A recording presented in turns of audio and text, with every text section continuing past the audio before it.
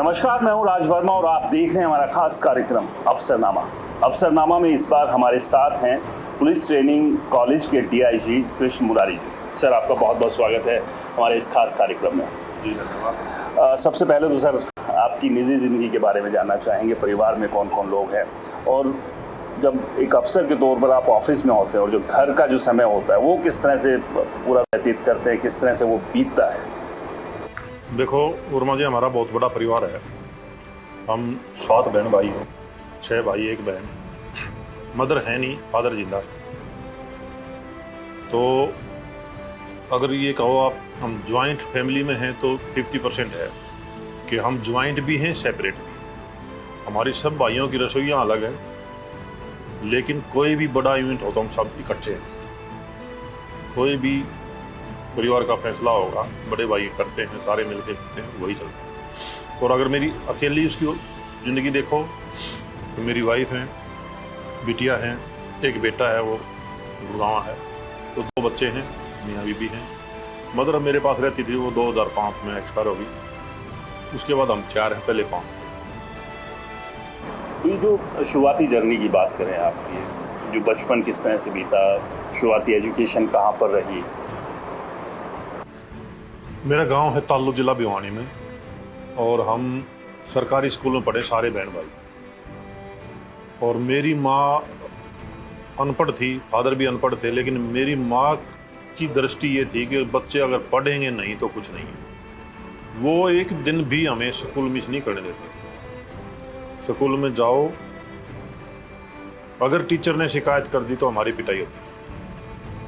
और जब हम थोड़े से बड़े हुए तो हमारा सबसे बड़ा भाई और मेरी माँ, इन दोनों ने हमारे को हर हिसाब से पढ़ाई पे ही जोर रखा, चाहे डंडे से, चाहे धमका के, चाहे प्यार से। पढ़ाई तो स्कूल से वहाँ से शुरू हुई, फिर गवर्नमेंट कॉलेज भिवानी पढ़े, फिर मैं एयरफोर्स में लग गया एज एयर में।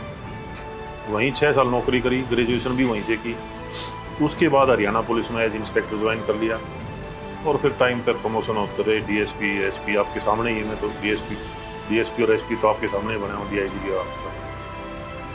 तो लाइफ यही चलती रही। हाँ, नौकरी थी, नौकरी मिली इंस्पेक्टर वाली, तो शादी करी, नहीं तो शादी का इरादा नहीं था। अच्छा जी, तो आपने भी इसलिए शादी की कि चलो इंस्पेक्टर है या फिर? नहीं। तो जो शादी हुई, जाहिर सी बात है कि अरेंज मैरिज रही होगी। हाँ। लेकिन जो प्रस्ताव आया होगा जब हाँ। परिवार की तरफ से, वो थोड़ा सा एक बार जानना चाहेंगे, और मैं सच के बारे में भी जानना चाहेंगे, घर में आज- कैसा नहीं चला था? बहुत अच्छे, बहुत बढ़िया। दो और मिनट जो हो गए। मैंने सोचा था ना कि मैं, एक माइंड में होता है लड़की की ऐसा होगा ऐसा होगा, हाँ। ये बिल्कुल वैसे थे।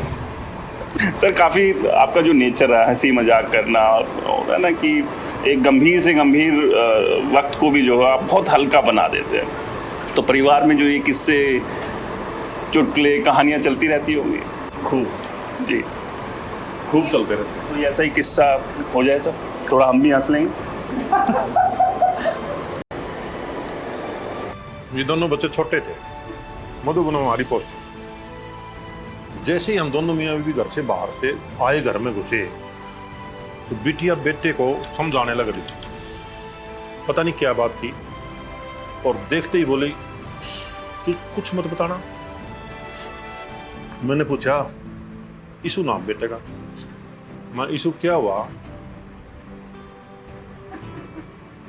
तो फिर मैंने, ये बिटिया उधर बैठी, उसकी गर्दन पकड़ी, अपने कान के इधर लगाया और ऐसे किया। अच्छा, ये बात थी। ये रही होगी कोई 4 साल की, वो था 2-2.5 साल का।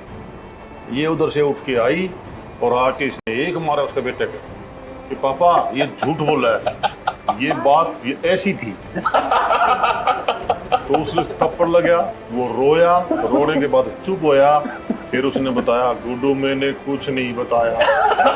उसके एक और मारा, ना फिर तूने पहले क्यों नहीं बताया? तो ये हमारी तो हर रोज का काम था इस तरह का। नहीं, अच्छा है। और देखिए, आज का जो वक्त है, आज का जो दौर है, इसमें हम ये सब भूल गए। हम वर्तमान में नहीं जीते। अगर हम डाइनिंग टेबल पर भी बैठे हैं तो हमारे हाथ में मोबाइल होगा, 4 लोग हैं तो 4 अलग अलग दिशा में उस मोबाइल फ़ोन पर लगे हुए हैं। ना खाने का होश है, ना परिवार की फिक्र है। तो लेकिन ये माहौल रहना, और हम दुआ करेंगे भगवान से ये हमेशा जो बरकरार रहे, और बाकी लोग भी इससे सीखें कि अगर जो आपका अपना वक्त है उसे अपने परिवार को दीजिए, परिवार के साथ उसे बताइए। हम लोग भी मिस कर जाते हैं, हम भी ऐसी गलती करते हैं अक्सर। इसमें माहौल रहा कोरोना में, तो ये हमेशा कहती है, मम्मी पापा ने शायद हमें पहले से ही तैयार कर रखा था इस चीज़ के लिए कि टफ माहौल में भी कैसे रहे। ये ट्रैकिंग करने जाती है तो भी कहती है, हम कहीं भी जैसे घूमने गए तो हम ऐसे नहीं करते कि फिक्स है भाई सब टूरिस्ट प्लेस है उस पर जा रहे वो देख रहे, नहीं। इनका आदत है ट्रैकिंग पे ले जाना, चलो इस पहाड़ पे चढ़ते हैं, चाहे कितना ही मुश्किल है वो, चाहे पर चढ़ेंगे जहाँ तक जा सकते हैं। तो ये मुझे हमेशा इस चीज़ का याद दिलवाती है, मम्मा पापा ने कोई भी सिखाया। बच्चा 2 साल से बड़ा नहीं होया उससे पहले इनको पानी में डालो मधुबन में। 2 साल से पहले तो दोनों बच्चे स्विमिंग एक्सपर्ट हो लिए थे। दोनों बच्चे मधुबन में अच्छी घुड़सवारी करते थे। दोनों बच्चे खेत में जाके मेरे साथ कसी चलाते। ये मैडम भी कसी चलाते। तो जो जितना टफ जियोगे वो आगे की लाइफ आसान हो जाएगी। अगर ये जो टफ से अब तो खैर बेहतर, उसमें आगे जो शुरुआत में जो टफ लाइफ आप लोगों को दे रहे थे आपके, तो उस दौरान तो होगा ही ना कि हाँ वो जो एक डायलॉग है अभी आमिर खान की जो मूवी है उसमें जो दंगल में वो जो भगवान बचाए, कुछ इस तरह की एक डायलॉग है, मैं भूल रहा हूँ कि जो पापा सेहत के लिए अच्छे नहीं होते। हाँ पापा से सेहत के लिए, पापा सेहत के लिए हानिकारक है, तो वही स्थिति थी। लेकिन आपको सच बताओ, like in those 2 years I learned so much about what I have learned before that I didn't realize. जैसे मैंने गार्डनिंग शुरू कर दिया है, मैंने अपने खुद के टमाटर प्याज और ये सब उगाए। हर रोज़ मम्मी पापा के पास फ़ोन जाता था कि ये कैसे उगाना है, ये कैसे उगाना है। तो दैट्स हाउ मेरा लॉकडाउन निकला, थैंक्स टू दीज गाइस, क्योंकि इन लोगों ने ये सारी चीज़ें पहले से हमारे अंदर शायद डाल रखी थी कहीं ना कहीं। मुझे खुद को नहीं पता था कि मुझे गार्डनिंग का इतना शौक है, वो सब लॉकडाउन में निकला। पेरेंट्स का तो हमेशा से जो आपको एक एहसान होना चाहिए। कितने बच्चे आज के दिन पिट्ठू खेलना जानते? ये देखिए हरियाणा का तो बहुत पुराना और पारंपरिक खेल था, हमने भी खेला है जब छोटे थे, लेकिन अब था वाली सिचुएशन आ गई है ये। अब तो मेरे सारे बच्चे जितने मेरे घर में आते हैं सारे पिट्ठू जानते हैं, और हम फार्म पर जाके लगभग वीकली पिट्ठू खेलते हैं। और पहले इससे पहले वाला जो फार्म था उसमें हमने एक हॉकी का ग्राउंड बनाया था जी, सारे बच्चे हमारे साथ हॉकी खेलते थे। और इतनी तेज लगती थी, लेकिन घर आके हम सब एक दूसरे बैठते थे, खाना खाते थे पूरा परिवार, तो ये देखते थे किसको कितनी कहाँ लगी है। लेकिन अगले वीक फिर खुश होके तैयार है फूटने के लिए चोट खाने के लिए। अच्छा लगता था। यही तो है ना, कि जुड़ाव जो है वो बना हुआ, और उसी जुड़ाव की वजह से जो है वर्तमान को भी बहुत अच्छे से आप जी रहे हैं, और ये बहुत ज़रूरी है, सेहत के लिए भी ज़रूरी है।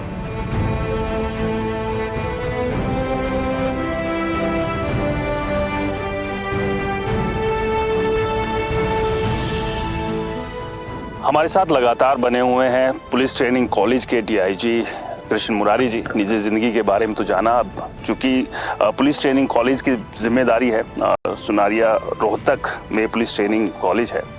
सर, सबसे पहले यही जानना चाहेंगे, जहाँ अभी हम खड़े हैं ये पुलिस ट्रेनिंग कॉलेज है, जो मैंने सुना था कि पूरा जंगल था, एक बड़ा एरिया, कितने एरिया में ये पूरा ट्रेनिंग कॉलेज है, और जब आप आए थे किस तरह की स्थिति थी, और अब जो बदलाव है कुछ हमें भी दिखाई दे रहे हैं?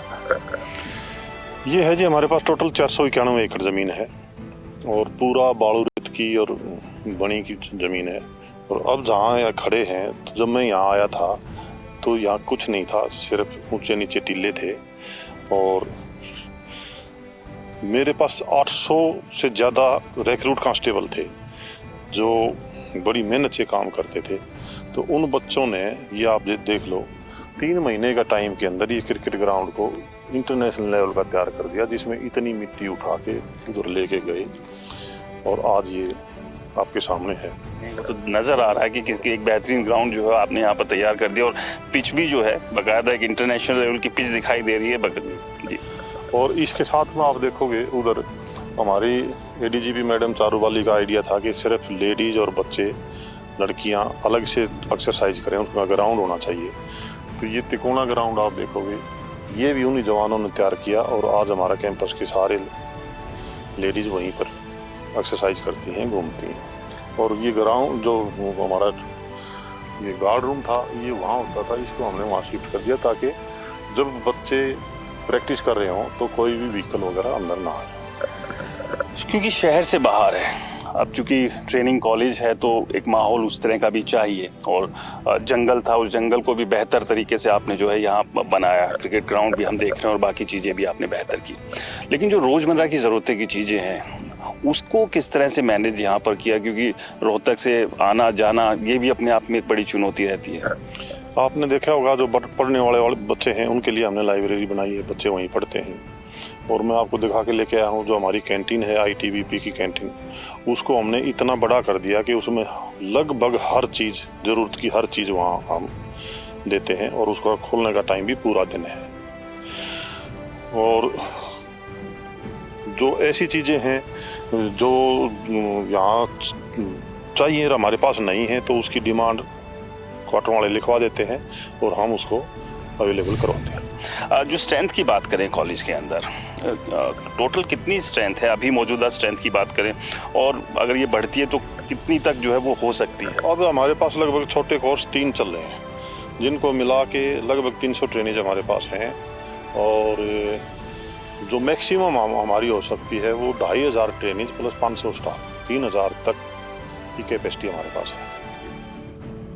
और ये समय समय पर बढ़ती घटती रहती है, कभी कोर्स आ जाते हैं, कभी रुक जाते हैं। अब नए जवान आने थे, हाई कोर्ट में उनका केस पेंडिंग हो गया, इसलिए वो रुके हुए हैं। नहीं तो हमने 2 से 2500, 2000 मेल कांस्टेबल और 500 लेडीज कांस्टेबल की तैयारियां की हुई थी कि ये कभी भी आ सकते हैं। यानी कि उनके रहने की तमाम जो रोजमर्रा की जरूरतों की चीजें, क्योंकि बड़ी स्ट्रेंथ है ये। उनके रहने का, नहाने का, खाने का, सोने का, क्लासरूम का, ग्राउंड का, एक्सरसाइज का, सब कुछ की तैयारी हमने की हुई थी। उनको इंडोर आउटडोर को पढ़ाने वाला स्टाफ का सब तैयारी की हुई थी, लेकिन वो किसी कारणवश डिले हो गया।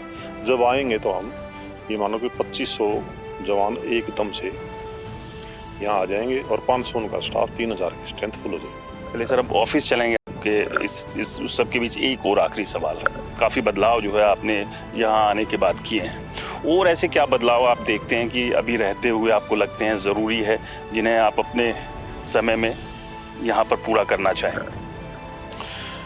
एक हमारा ऑडिटोरियम दिखाऊंगा मैं आपको, तैयार होने लग रहा है, लगभग 6 महीने में वो तैयार हो जाएगा। उसके अंदर हमने जो आपने छोटी लाइब्रेरी देखी, तो लाइब्रेरी से संबंधित और कंप्यूटर से संबंधित सारी चीज़ें उसकी बेसमेंट में लेके जाएंगे। एक तो वो बहुत बड़ा बदलाव होगा, क्योंकि हमारी कैपेसिटी कंप्यूटर पे पढ़ाने वाली और क्लासरूम की लगभग 1000 से ऊपर हो जाएगी। एक टाइम में 1000 बच्चे हमारे एक ही क्लासरूम में बैठ के पढ़ सकते हैं। दूसरा, आप मेरे पीछे देखो, यहाँ हमने एक फुटबॉल का ग्राउंड बनाना है, इसकी हमने तैयारी की हुई है। और उसके पीछे 4 ग्राउंड हमने लॉन टेनिस के, 2 पक्के और 2 कच्चे, वो तैयार करने हैं। इस बारिश का सीजन के बाद उनको तैयार कर दें।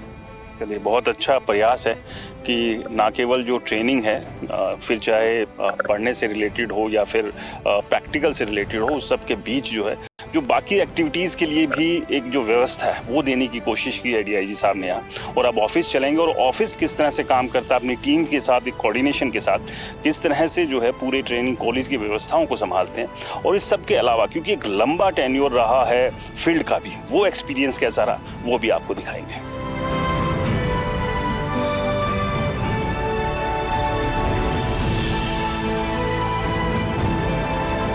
अफसरनामा के हमारे इस सफ़र में हमारे साथ लगातार बने हुए हैं पुलिस ट्रेनिंग कॉलेज के DIG कृष्ण मुरारी जी।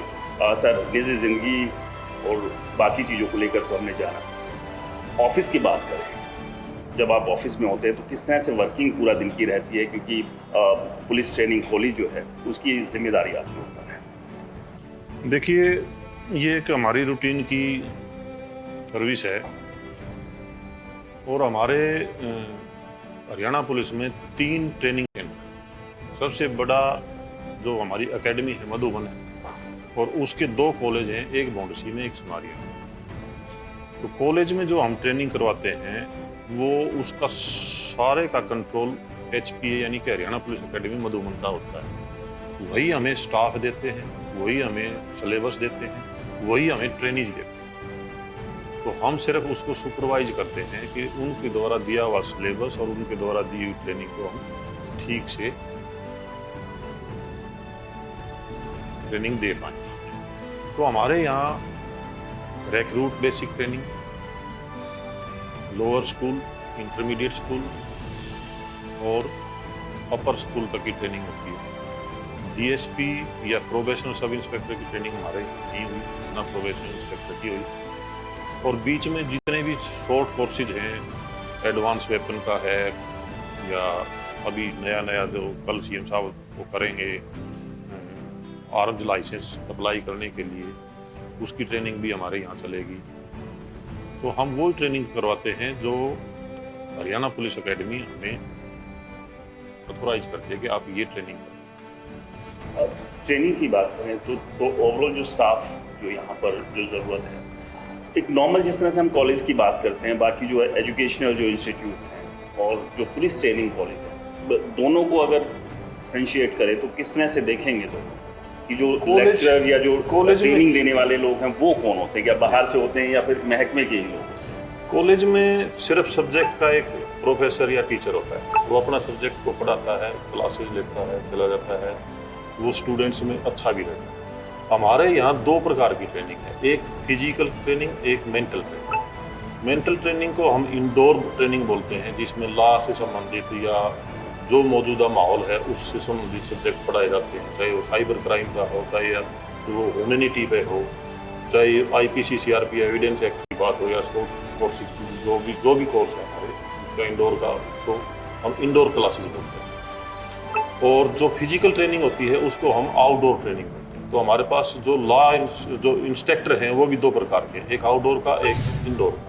तो इंडोर की ट्रेनिंग और आउटडोर की ट्रेनिंग का जो भी स्टाफ का सिलेक्शन है वो डायरेक्टर HPA करते हैं और उनका अपना नॉर्म है भाई, ये एक डिपार्टमेंट के ये कोर्सेज जिसने पास कर रखे हैं उसी को हम एज इंस्ट्रक्टर सेलेक्ट करें। जहाँ तक PTC सुनारिया का जो सेटअप की बात है, तो यहाँ जो मेरे बॉस हैं वो हैं ADGP संदीप खेरवाल साहब, वो ऑल इन ऑल हैं इस कैंपस के। सेकंड नंबर में हूँ मैं डे टू डे की सारी एक्टिविटीज़ उसको मॉनिटर करता हूँ। मेरी मदद के लिए SP साहब हैं, 4 DSP हैं, इंस्पेक्टर हैं, पूरा स्टाफ है लगभग 300 आदमी। तो वो हम इंडोर और आउटडोर के जो भी इंस्ट्रक्टर कैसे काम कर रहे हैं, उनको कैसे करना चाहिए, उसमें अगर कहीं कोई हमें मॉडिफिकेशन की या कोई रेक्टिफिकेशन की ज़रूरत है तो उसके लिए हम SP साहब और हमारा जो DSP का स्टाफ है वो सफिशिएंट है ट्रेनिंग के लिए। ट्रेनिंग कॉलेज की बात करें तो जब कोई भी बाहर से जो भर्ती होकर आता है या फिर कांस्टेबल रैंक की बात हो या अलग अलग रैंक की बात हो, तो उनके लिए उसी दौरान मैंडेटरी है यहाँ पर ट्रेनिंग, या फिर जो प्रमोशन के लिए जो कोर्सेज होते हैं उसके लिए ट्रेनिंग के लिए आते हैं? हरियाणा पुलिस में जो डायरेक्ट रिक्रूटमेंट है वो सिपाही की है, हौलदार ASI की डायरेक्ट रिक्रूटमेंट नहीं है, सब इंस्पेक्टर की है, इंस्पेक्टर है, DSP है। यानी कि सिपाही जब प्रमोशन करेगा तो लोअर स्कूल पास करेगा हौलदार बनने के। जब वो हौलदार से ASI प्रमोट होगा तो इंटरमीडिएट स्कूल पास कोर्स करेगा, वो हमारे पास करेगा। जब वो ASI से सब इंस्पेक्टर बनेगा तो अपर स्कूल पास करेगा। ये 4 ही कोर्स हैं, 3 ही कोर्स हैं, बेसिक B1 बोलते हैं उसको, लोअर स्कूल भी बोल देते हैं, इंटरमीडिएट और अपर, ये प्रमोशन के कोर्सेज हैं। बाकी सब की जो रिक्रूटमेंट है उसकी बेसिक ट्रेनिंग, सिपाही की बेसिक ट्रेनिंग 9 महीने की है, सब इंस्पेक्टर और DSP की ट्रेनिंग सेंटर में 1 साल की है, फील्ड में 2 साल की, टोटल 3 साल की वो ट्रेनिंग लेते हैं सब इंस्पेक्टर से DSP। लेकिन इसके अलावा जो फील्ड का जो एक्सपीरियंस था, कुछ ऐसे किस्से रहे होंगे, कुछ ऐसे बड़े केसेस रहे होंगे जो आज तक आपको याद है कि हाँ ये ऐसे केस थे जिनको सुलझाने में कुछ चुनौतियां भी आई लेकिन उनको मुकाम तक पहुंचाया आपने? काफ़ी लंबे चौड़े एक्सपीरियंस हैं फील्ड के भी, और आप तो मेरे साथ गुड़गांव फरीदाबाद दोनों शहरों में रहे हो। एक छोटा सा केस बताऊं आपको, शायद याद आ जाए। मैं डीसीपी क्राइम का काम देख रहा था फरीदाबाद में। एक लड़के का किडनैप हुआ रात को। उसको रात को ही, चावला साहब हमारे सीपी होते थे, रात को ही हमने यूपी से उसको ट्रेस किया, लेकिन बदकिस्मती हमारी ये रही कि लड़का नहीं मिला। लड़के को उन लोगों ने किडनैप करके और मेड से आगे एक नहर थी, वहां पर उसको मार चुके थे वो, जब तक हम उनको ट्रैक कर पाए। वहीं पूछताछ की, बल्कि पूछताछ थोड़ी सी गहराई से चली तो यूपी पुलिस ने हमारे से बदसलूकी भी की कि आप ऐसे कैसे बात कर रहे हो उनसे। इन्होंने कहा ये तो एक किडनैपर हैं, बंदे को लेके आए और बंदा इन्होंने मार दिया है। आप कैसे कह सकते हो मार दिया? मैंने कहा कि भाषा बोल रही है। और जब वो उसका फाइनल रिजल्ट क्या हुआ कि पिछले साल फरीदाबाद की कोर्ट ने फांसी की सजा सुनाई। वो मेरा केस था। ये नहीं, यही होता है एक अनुभव, एक उतार चढ़ाव जीवन के। और ये बड़ी बात है कि जो इम्पोर्टेंट लम्हा रहे, आप वहाँ मौजूद है, उनको बहुत अच्छे से आपने हैंडल भी किया। अभी थोड़ी सी एक फरीदाबाद की छोटी सी याद करवाऊंगा। हाँ प्लीज। अतर सिंह अलाव साहब एसपी होते थे हमारे। हम नए नए ट्रेनिंग लेके गए तो व्हीकल थेफ्ट बहुत होते थे। तो उस टाइम पर एक इंस्पेक्टर थे, सीआईए इंस्पेक्टर जयप्रकाश। तो मीटिंग चल रही कि मीटिंग में भाई आप ट्रैफिक चेकिंग ठीक से नहीं करते। तो मैंने एक अध्यक्ष सर इनको करनी ही नहीं आती। और मैं नया लड़का था, वो पुराने थे कि भाई यही बताएगा कैसे करते हैं ट्रैफिक चेकिंग। मैंने कहा ईगो हाँ, मैंने कहा जी यहाँ नहीं बताऊंगा, फिर रोड पे ही बताऊंगा। तो हमने मुंडकटी चौकी के पास नाका लगाया और नाके के पास मैंने कहा इंस्पेक्टर साहब आप पुराने हो, आप सिर्फ देखो ये जो जवान लड़के हैं इनसे चेकिंग नहीं कराओ। मैंने कहा थोड़ी थोड़ी दूर पर हट के खड़े हो जाओ, तो रुकवाने के बाद कोई भी कागज चेक नहीं करेगा। तो सब हैरान, कागज चेक नहीं करोगे? मैंने कहा जब आप गाड़ी की चोरी की गाड़ी चेक कर रहे हो तो कागज का क्या मतलब है? आप सिर्फ और सिर्फ चाबी चेक करो। जिसकी डुप्लीकेट चाबी है उसकी गहराई से छानबीन करो, जो ओरिजिनल चाबी है जाने दो। हमने तो 1-1.5 घंटा चेकिंग करी, 3 व्हीकल चोरी के पद। बड़ी बात है। अपना आइडिया, अपना नहीं खैर ये अनुभव। और अच्छी बात ये है कि आज जहाँ आप हैं, जो जिम्मेदारी आप निभा रहे हैं, इस अनुभव का जो ज्ञान है वो आप एक बड़े स्तर पर विभाग में, महकमे में जो वो पहुँचा रहे हैं। 30 साल की सर्विस है, एक्सपीरियंस तो 20 साल का काफ़ी बड़ा एक्सपीरियंस होता है। और आज इसी अनुभव का, इस एक्सपीरियंस का फ़ायदा जो है यहाँ ट्रेनिंग कॉलेज में जो लोग हैं, जो मुलाजिम आए हुए हैं, जो ट्रेनिंग ले रहे हैं, उनको फ़ायदा मिल रहा है। सर आपने हमें समय दिया और अपनी पूरी जर्नी के बारे में बताया, हमारे दर्शकों ने भी जाना। और ये बड़ी बात है कि आपको कामयाबी जो है आसानी से नहीं मिलती है, उसके लिए मेहनत करनी पड़ती है, उसके लिए लगन चाहिए। और यही मेहनत और लगन जो है वो एक दिन आपको मुकाम भी देती है। तो सर अफसरनामा के लिए जिन्हें आपने समय दिया उसके लिए बहुत बहुत शुक्रिया। तो अफसरनामा में इस सप्ताह हमारे साथ थे पुलिस ट्रेनिंग कॉलेज के DIG कृष्ण मुरारी जी। अगले सप्ताह किसी और शख्सियत से आपकी मुलाकात कराएंगे। फिलहाल हमें इजाज़त दीजिए। आप देखते रहिए इंडिया न्यूज़ हरियाणा। नमस्कार।